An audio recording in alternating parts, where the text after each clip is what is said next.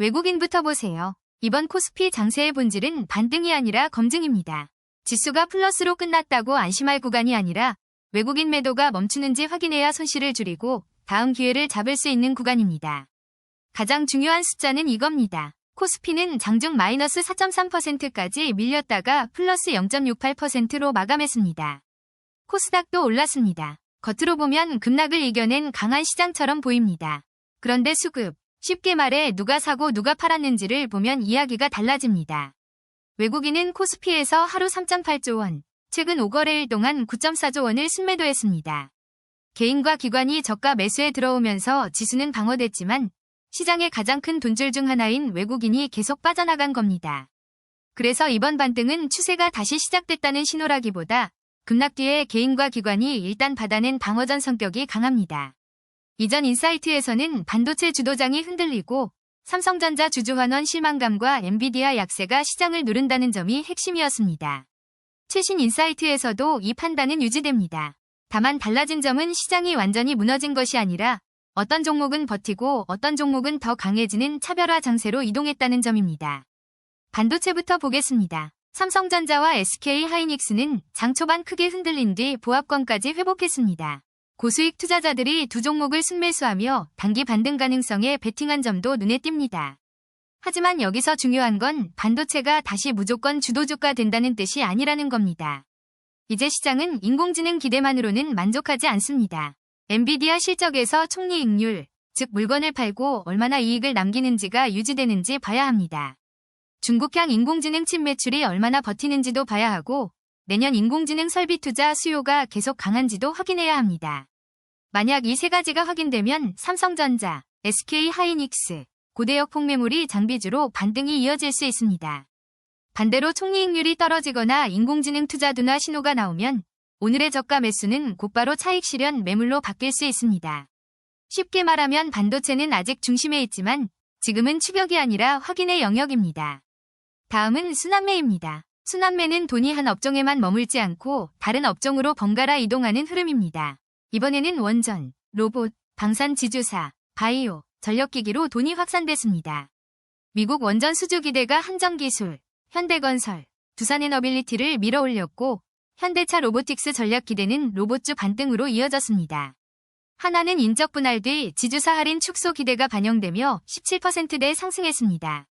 여기서 지주사 할인은 자회사 가치가 있어도 지주회사 주가에는 그 가치가 낮게 반영되는 현상을 말합니다. 구조 개편으로 이 할인이 줄어들 수 있다는 기대가 주가를 움직인 겁니다. 바이오에서는 한미약품의 대형 기술 이전과 펩트로네월 1회 세마글루타이드 임상 진입이 투자 심리를 개선할 수 있습니다. 다만 임상 초기 단계는 아직 결과가 확정된 게 아닙니다. 기대가 커질수록 결과 지연이나 실패에 따른 되돌림도 커질 수 있습니다. 하지만 여기서 더 중요한 게 있습니다. 이 채널의 해석은 여기 있습니다. 지금 시장은 좋은 이야기만 있는 종목을 사는 장이 아니라 실제 계약, 실제 수주, 실제 구조 변화가 확인되는 종목만 살아남는 장입니다. 원전도 테마가 아니라 발주와 수주가 중요합니다. 로봇도 미래 산업이라는 말보다 물류 자동화, 부품 공급, 양산 일정이 중요합니다. 전력기기도 인공지능 전력 수요라는 큰 이야기보다 실제 전력망 투자와 변압기 전력 설비 수주가 중요합니다. 바이오도 비만 치료제라는 키워드보다 기술 이전 금액, 임상 단계, 투약 편의성, 안전성 데이터가 중요합니다.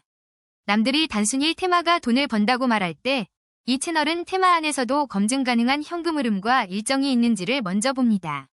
그래서 오늘 장세는 지수가 올랐느냐보다 왜 오른 종목이 올랐느냐가 훨씬 중요합니다. 대체자산 흐름도 빼놓으면 안 됩니다. 미국 재정 부담과 달러 유동성 확대 우려 속에서 금과 비트코인이 동시에 강세를 보였습니다. 특히 오늘 1위 ETF 섹터가 금이고 1개월 수익률이 26.53%라는 점은 단순한 안전자산 선호를 넘어섭니다. 투자자들이 주식 반등만 믿지 않고 금리와 달러 변동성에 대비해 자산을 나누고 있다는 뜻입니다. 미국 10년물 금리는 4.74%로 올라있고 원달러 환율은 1384원대입니다.